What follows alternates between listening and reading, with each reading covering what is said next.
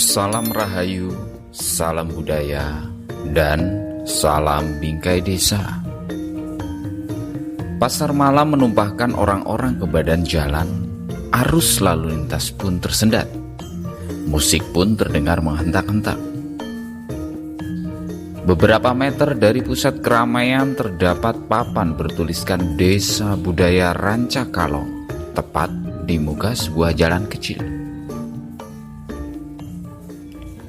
Di lahan yang agak tinggi, terdapat sebuah panggung pagelaran, leyet atau lumbung, lisung atau tempat menumbuk beras, dua balai kecil, dapur terbuka dan sisanya tanah kosong. Orang-orang berkumpul melingkar di panggung, lelaki di sebelah kanan, sementara perempuan di sebelah kiri. Sejumlah hasil bumi terkumpul di satu sisi panggung dekat pemain musik. Asap mengepul dari sebuah pembakaran. Sesekali seorang tua menaburi pembakaran itu dengan kemenyan. Meski demikian, sebelum kesenian digelar, para tokoh dan sesepuh selalu mengawalinya dengan memanjatkan pujian kepada Allah Subhanahu wa Ta'ala dan mengaturkan selawat kepada Nabi Muhammad SAW. Tradisi ini bersatu dengan keyakinan menurut agama Islam. Bagi masyarakat Rancakalong, hal ini merupakan keselarasan hidup dalam keseharian. Kemudian musik pun berdentang dan penduduk menari sambil diiringi musik semalam suntuk. Tidak sedikit orang yang menari mengalami kerasukan atau trance, kerasukan roh para leluhur yang hadir. Semilir bau kemenyan yang menyengat pun memberikan suasana mistis yang kuat.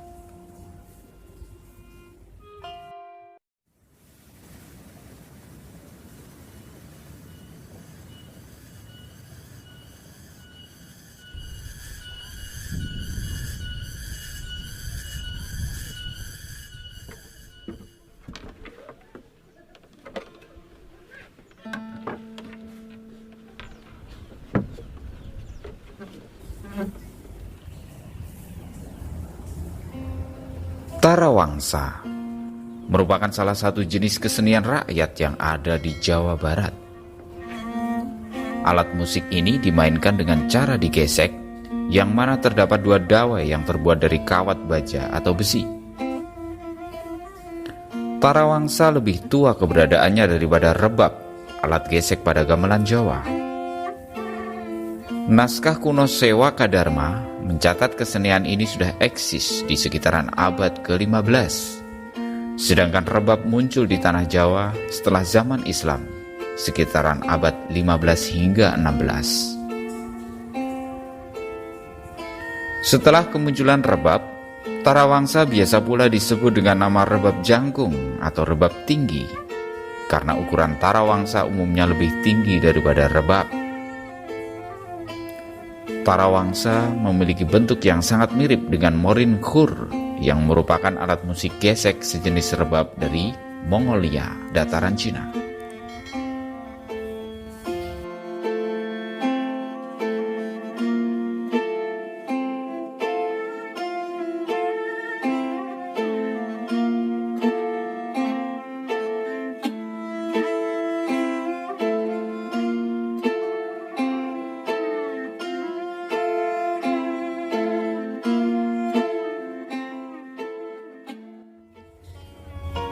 Masyarakat Rancakalong yang agraris seperti masyarakat pertanian di berbagai wilayah di Indonesia mempunyai cara untuk menghormati Tuhan dan alam atas kelimpahan hasil bumi.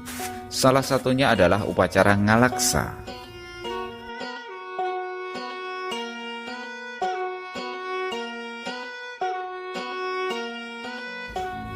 Upacara ngalaksa merupakan upacara yang berkaitan dengan ritual kesuburan dan sebagai sarana penghormatan kepada Dewi Sri sebagai Dewi Pohaci atau Ibu Padi, dengan diiringi musik tarawangsa dan kecapi selama 7 hari 7 malam. Pagelaran ini diadakan di Desa Rancakalong, Kecamatan Rancakalong, Kabupaten Sumedang, Provinsi Jawa Barat.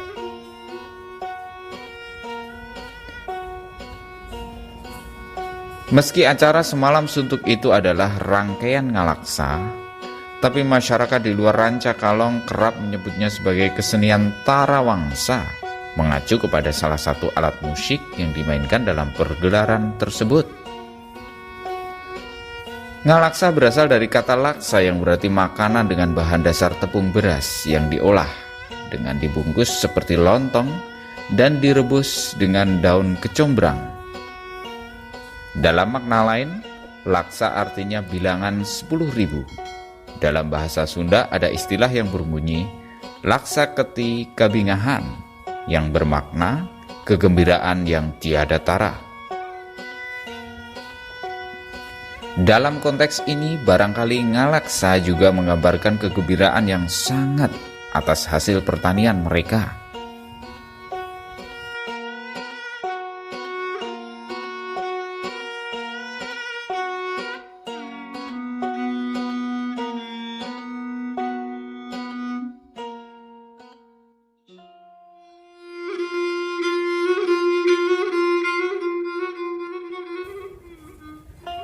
Berdasar kisah lisan yang beredar pada turun-temurun menerangkan bahwa dulu masyarakat Rancakalong dilanda bencana kelaparan karena tanaman padi mengalami gagal panen yang disebabkan oleh kemarau yang berkepanjangan. Masyarakat Rancakalong, seperti masyarakat Sunda pada umumnya, awalnya adalah peladang. Saat ditimpa musim paceklik, mereka mengirim utusan ke Mataram untuk mendapatkan benih padi yang baik. Sebab budaya sawah datangnya dari Kerajaan Mataram.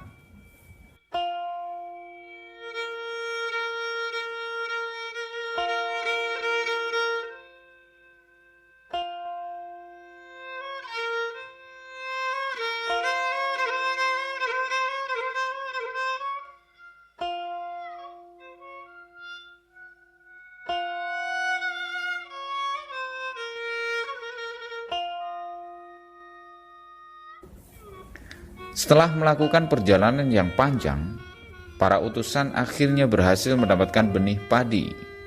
Mereka pun diberi bibit padi oleh penguasa Mataram waktu itu. Kemudian benih padi dibawa dengan dimasukkan ke dalam dua alat musik yang kemudian menjadi pengiring tari-tarian dalam kesenian tarawangsa.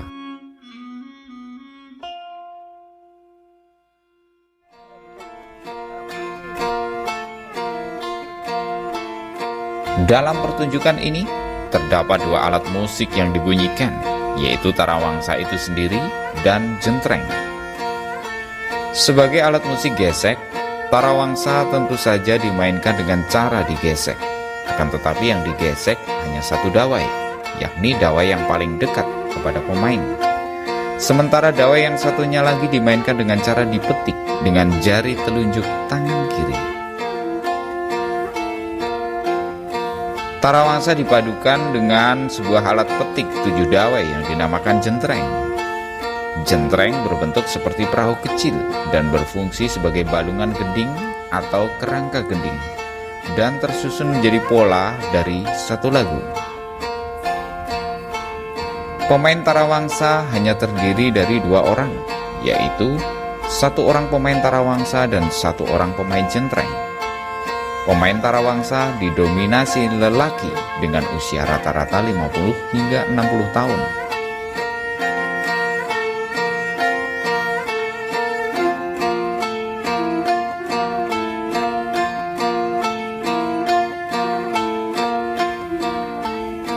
Dalam pertunjukan ini, biasanya melibatkan para penari yang terdiri dari laki-laki dan perempuan.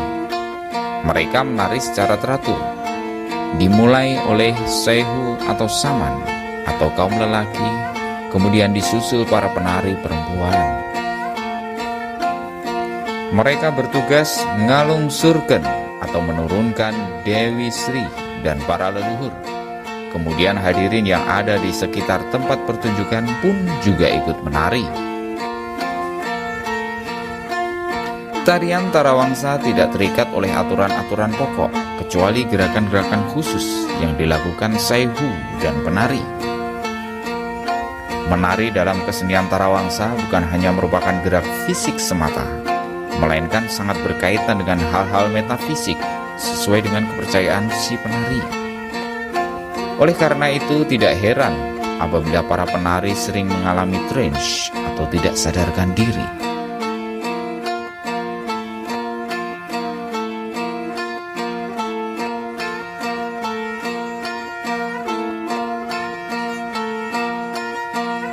Malam semakin larut di Rancakalong. Tarawangsa dan kecapi jentreng terus menjerit bersautan. Aroma asap kemenyan masih berkuasa dan para penari masih bergerak menuju titik puncak. Purnama semakin tinggi. Momen penghormatan dan rasa syukur kepada alam dan Tuhan akan segera berakhir. Salam Rahayu, salam budaya, dan salam Bingkai Desa.